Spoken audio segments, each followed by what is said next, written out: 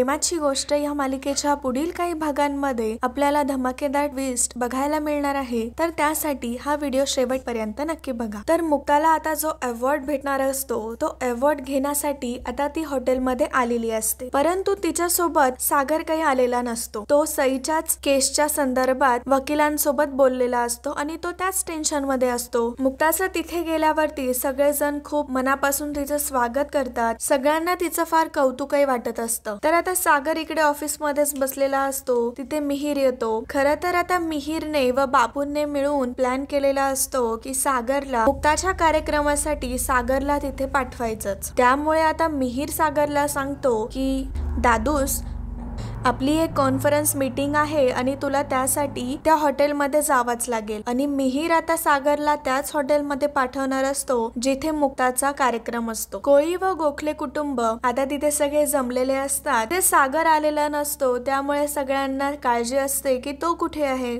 मुक्तालाही विचारतो की सागरचा काही मेसेज कॉल, पण मुक्ता म्हणते की नाही। बापूंनी हे ऐकलेलं असतं आणि बापू लगेचच मिहिरला कॉल करतात की काय झालं, सागर तर येणार होता ना। तेव्हा मिहिर म्हणतो की बापू तुम्ही अजिबात काळजी करू नका, सागर आता 2 मिनिटातच तिथे पोहोचेल। आता कार्यक्रमाला सुरुवात झालेली असते, सगळे पाहुणे आलेले असतात। तर आता तिथे सागरची एंट्री होते। सागर फोनवर बोलत येत असतो, त्यामुळे त्याला लक्षात येत नाही की तो नक्की कुठे चाललाय, परंतु तिथे असलेला सिक्युरिटी गार्ड त्याला सांगतो की सर इथे आता प्रोग्राम होणार आहे, त्यामुळे सागर थांबतो आणि तो तिथून रिटर्न होणार असतो। तिच्यातच बापू त्याला आवाज देतात आणि बापू त्याला सांगतात की सागर चल इकडे पुढे बस। तेव्हा सागरला समजतं की हा मिहिरचाच हा प्लॅन होता, म्हणून मला त्याने इथे यायला सांगितलं। बापू लगेचच मिहिरला मेसेज करून सांगतात की मिशन सक्सेसफुल। आणि आता सागर आलेला असतो, त्यामुळे आता बापूंनाही बरं वाटलेलं असतं। तर आता मुक्ताला स्टेजवरती बोलवलं जातं आणि मुक्ताचं खूप छान प्रकारे स्वागत केलं जातं। मुक्ताला स्टेजवरती बघून सईलाही खूप आनंद झालेला असतो। त्यानंतर मुक्ता तिचं मनोगत व्यक्त करते, ज्या प्रकारे तिने सामाजिक सेवा कॅम्प मध्ये पार्टिसिपेट केलेलं असतं त्याबद्दलच ती सगळ्यांना सांगत असते।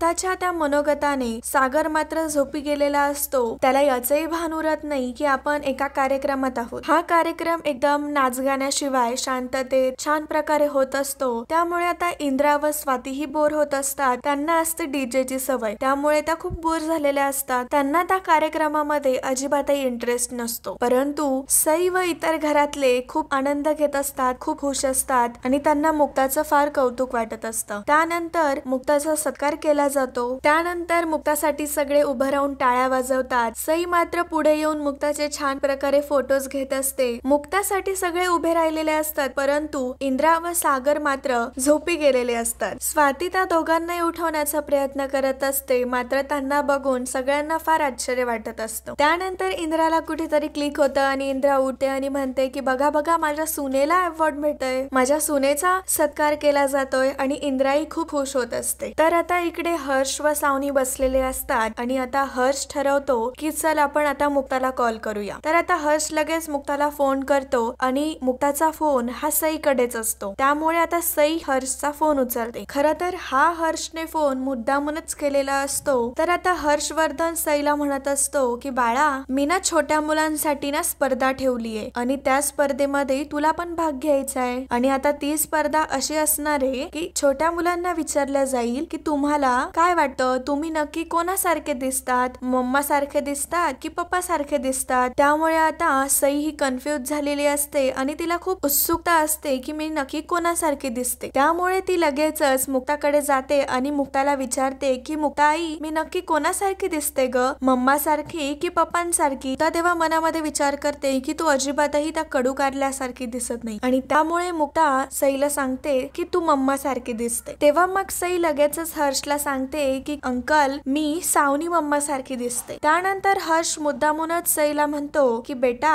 आता तू ना तुझ्या पप्पांना देखील विचार की तू नक्की कोणासारखी दिसते आणि ते काय आन्सर देत आहे मग ते तू मला सांग। आणि त्यामुळे आता सई लगेचच सागरकडे येते आणि सागरला विचारते की पप्पा, मी कोणासारखी दिसते, मम्मा सारखी दिसते की तुमच्या सारखी दिसते। आणि सई म्हणते की मला मुक्ता आईने सांगितलं की मी सावनी मम्मा सारखी दिसते आणि सई सागरला म्हणत असते की मग पप्पा मी तर तुमची मुलगी आहे ना, मग मी तुमच्या सारखी का नाही दिसत. आणि आता ते ऐकून सागरचा मात्र खूप संताप होत असतो आणि आता त्याला सगळं हर्षने बोललेलं आठवत असतं की कशा प्रकारे त्याने सांगितलेलं असतं की सई ही त्याची मुलगी आहे आणि त्या गोष्टीचा आता सागरला खूप त्रास होत असतो. आणि इकडे कॉल वरती हर्ष व सावनी ते सगळं ऐकत असतात आणि सईचं ते सगळं बोलणं हर्षला ऐकून खूप मजा वाटत असते. सई सागरला म्हणत असते की पप्पा मला तुझ्यासारखं दिसायचंय, मी काय करू त्याच्यासाठी, मी तुझ्यासारखी कशी होईल. तेव्हा सागर म्हणतो की सई अगं असं काय विचारतीये. तेव्हा सई सांगते की या अंकलला मला सांगायचंय, हे अंकल मला विचारताय. तेव्हा सागरला समजतं की हर्षने मुद्दामून फोन केलाय, त्यामुळे आता सागर हर्ष सोबत बोलत असतो आणि आता हर्ष मुद्दामूनच सागरला अजून चिडवण्याचा प्रयत्न करत असतो. तो त्याला अजून चिडवून देत असतो, ज्यामुळे सागर आता चिडेल आणि आता तो काहीतरी सईसाठी डिसिजन घेईल आणि त्या गोष्टीमुळे सागरला फार त्रास होत असतो आणि रागातच सागर हा फोन कट करून देतो. त्यानंतर सई ही सागरला खूप विचारत असते की पप्पा सांगा ना मी नक्की कोणासारखी दिसते, मम्मा सारखी की पप्पा सारखी. सागरला त्या विचारण्याने खूप त्रास होत असतो आणि तो